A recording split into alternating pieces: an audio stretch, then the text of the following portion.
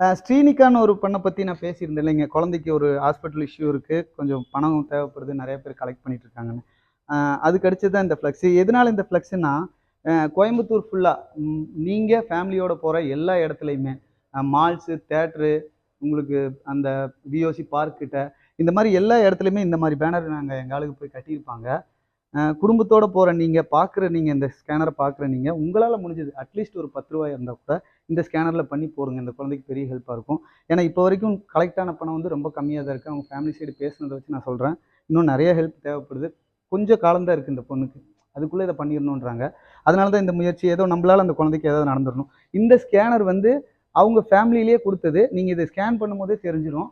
இது இல்லாம வேற எந்த தனிப்பட்ட ஸ்கேனருக்கும் நீங்க பேமெண்ட் போட்டுறாதீங்க. நீங்க பண்ற ரூ. 1 கூட முழுசா அந்த குழந்தை கைக்கு போய் சேரணுங்கிறது தான் டார்கெட்டு.